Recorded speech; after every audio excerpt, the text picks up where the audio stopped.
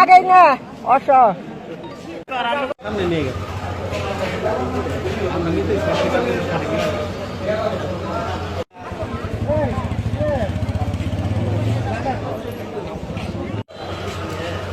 আচ্ছা আচ্ছা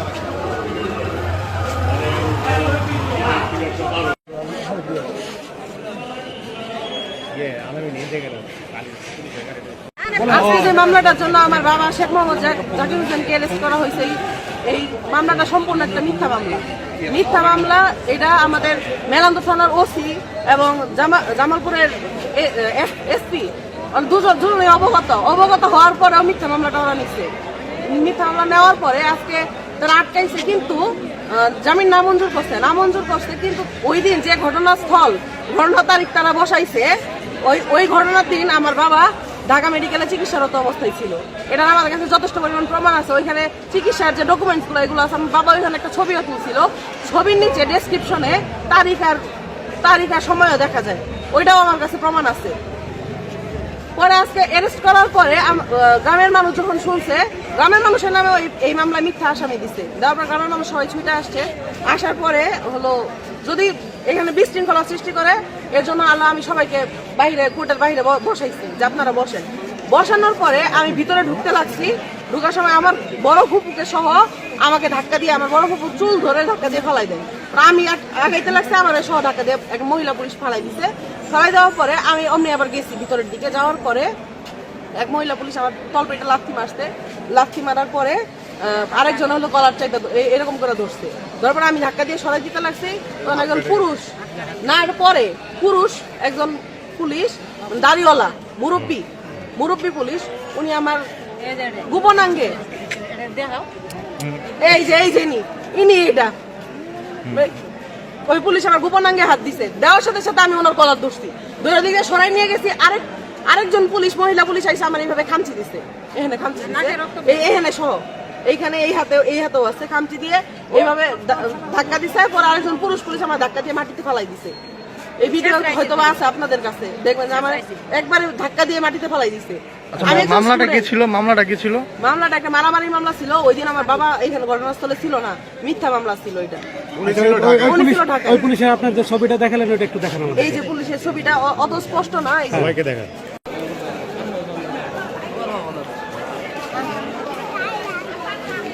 আমাদের পক্ষে দান দক্ষিণা করে দাও, তার কোনো টাকা কারোর কাছে 1 টাকাও কখন তার কাছে কেউ কারোর কাছে খায় না, বুঝতে পারলেন? 1 টাকাও কারোর কাছে খায় না। তারপর মিথ্যা মামলা দিয়ে জাতিকে অ্যারেস্ট করেছে। কতটা সে তো খ্রিস্টান, জাহিদুল হক খ্রিস্টানের টাকার নাম দিয়েছে। খ্রিস্টান মানে আমলিগ, সে আমলিগ করে খ্রিস্টানের টাকা ইউজ করে। তার বিচার চাই, নজরুলের বিচার চাই, জাহিদুল হক জাহিদের বিচার চাই, আর জাতিকে মুক্তি চাই। আমি তৃতীয় লিঙ্গ, আমার নাম হলো হেলেনা হিজরা। আমারও জমি 24 শতক জমি জাহিদুল হক লুটপাট করে নিয়ে গরুর ফার্ম দিয়ে। জাহিদুল হক জেল। ওনার বাসা কোথায়? মেলান্দতে।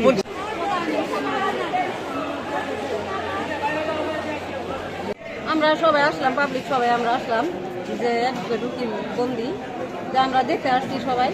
আইসা দেখি আমার দেখো ছেলেরে, বড় ছেলেকে দেখো, দেখার খুশি সব খালি খেদাই দিতেছে, দাবড়াই দিতেছে যে তোমরা চলে যাও, মানে দেখতে দিব না। পরে আমরা পুলিশের আমরা হাত ধরছি, পা ধরছি যে দেখতে দেন, মা অসুস্থ, মা দেখতে দেন। পরে জোর করে বসাইছি, বসায় পরে পাবলিককে পরে সবাই থামানো হয়েছে যে তোমরা কেউ আন্দোলন করবা না, চুপচাপ থাকো, কেউ ধরাধরি মারামারি কিংবা চিল্লাচিল্লি করার দরকার নেই। পরে সবাই চুপচাপ থাকার পরে তারপর কিছুক্ষণ পরে ঘেড়ে যায়। পরে এর বুকের বোনকে চুলের মুষ্টি ধরে শেষরাইয়া পরে আনছে ভিতরে। আনার পরে এর বুকের ভাস্তি যে মুখেও একেবারে এই সিঁড়িকে ধরলো, এই পাশে ধরলো, এই গলা পায়রা ধরলো। পরে অন্য জায়গায়, অন্য খারাপ জায়গায় পরে লাথি মারলো, লাথি মারা পরে চুলার মিশে ধরে ছেঁচড়ায় পরে ওই দিক নিয়ে গেছে, কুড়ের ভিতরে নিয়ে গেছে, নিয়ে যায় পরে মাইর করে পরে আমার পুলিশেরা ঢাকায় ওই দিক নিয়ে গেছে গা। পরে আমি শিবের মধ্যে আছি, পরে আমি বের হয়েছি, আমি ওই পর্যন্ত আমি দেখছি।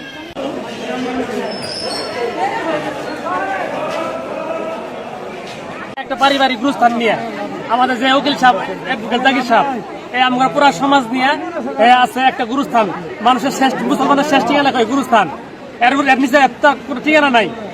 এর কথা হলো একটা গুরুস্থান নিয়ে এত কিছু করতেছো ভাই, অনেক রিকোয়েস্ট করছে, যেহেতু আত্মীয় বাড়ি আছে সবার করেছে যে এটা নিয়ে বাড়াবাড়ি করে না, তোমার গুরু আমাদের না দিলে চলবে 600 জায়গা কোনোভাবে মানে টেকার গরমে এই টেকা বড়ায় মানুষের অবহেলা করে পুরো এলাকার এইভাবে হয়রানি করতেছে, আমরা তার হয়রানির শিকার।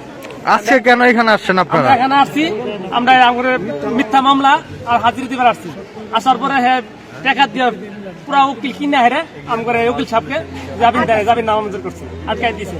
আমরা হেরে মুক্তি করতে চাইছিলাম, আমরা পারলাম না, আইনের ধারায় যা হয় তাই আমরা মাইনে নিই।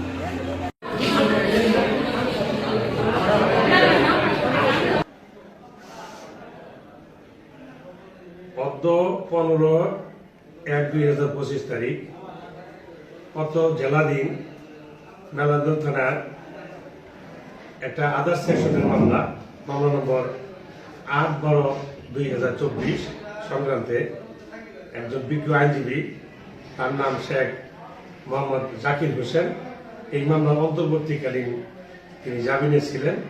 আজকে এমসিতে 326 গ্রিভিয়েন্সের নেশা, যার ফলে এই অন্তর্বর্তী জামিন বাতিল করে বিজ্ঞ বিচারক মহোদয় তাকে CW মনে অর্থাৎ কাস্টডি ওয়ারেন্টে জেলা কারাগারে প্রেরণের জন্য। সেই সুবাদে এই সংবাদ শোনার পর তার লোকজন জড়ো হয়ে আদালত চত্বরে জমায়েত করে এটা তারা মেনে নিতে পারে না।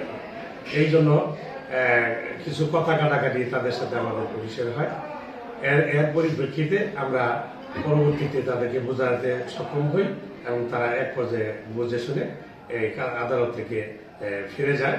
আমরা তাকে বিধি মোতাবেক অ্যাডভোকেট সাহেবকে আমরা জেলা কারাগার জামালপুরে প্রেরণ করি।